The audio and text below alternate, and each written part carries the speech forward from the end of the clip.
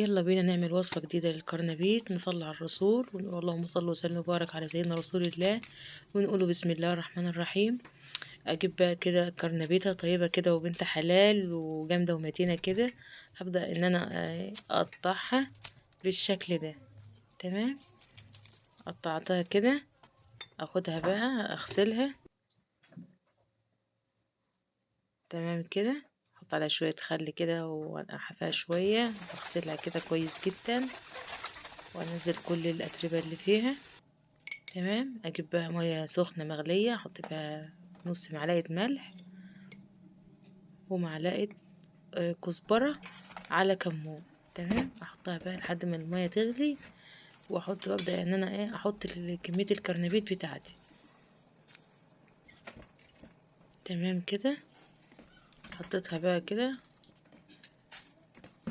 الكميه بتاعتي كلها، حطيتها اغطي عليها بقى لحد ما تغلي معايا. تمام، على ما تغلي يكون انا اجهز الخليط بتاعي في بوله كده، احط فيها 3 بيضات بالشكل ده. تمام كده،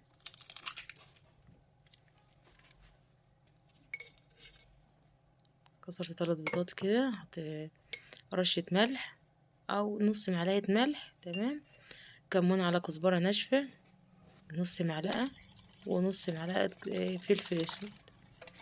تمام، ابدأ ان انا اقلبهم مع بعض كويس جدا بالشكل ده، واحط عليهم كوباية حليب او كوباية لبن وكوباية دقيق. اقلبهم بقى كويس جدا بالشكل ده، واضربهم بالمضرب اليدوي.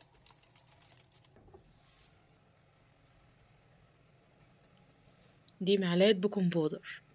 تمام، نص كوباية زيت، ودي نص حزمة كزبرة خضرا. قلب بقى كويس جدا الخليط بتاعنا بالشكل ده.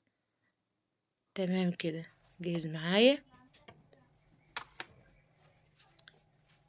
الكرنبيت بتاعي اتسلق بالشكل ده.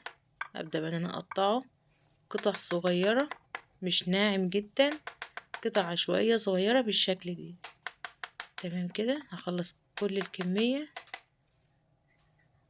بالطريقة دي. تمام، اخد بقى الكرنبيت بتاعي واحطه على الخليط اللي انا عملته ده. كل الكمية احطها عليها بالشكل ده. تمام كده، اقلب بقى كويس جدا بالطريقة ديت.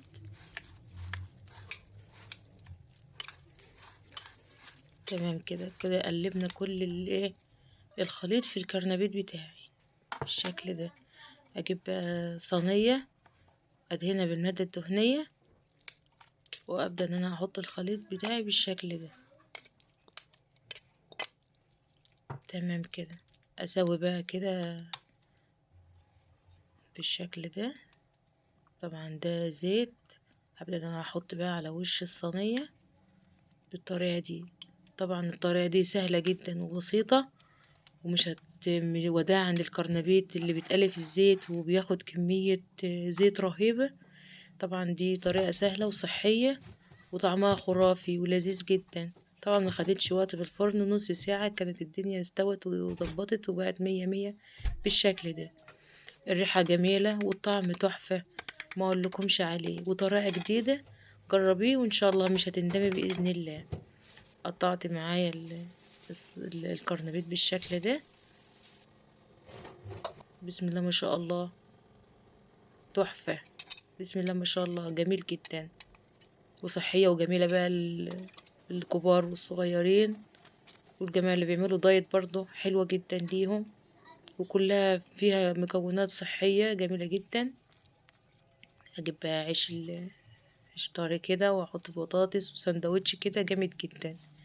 ما تنسينيش بقى بدعوة حلوة ما تعملي الطريقة وتجربيها، وما تنسينيش باللايك والشير وسبسكرايب للقناة، واترككم على خير في فيديو جديد، والسلام عليكم ورحمة الله وبركاته.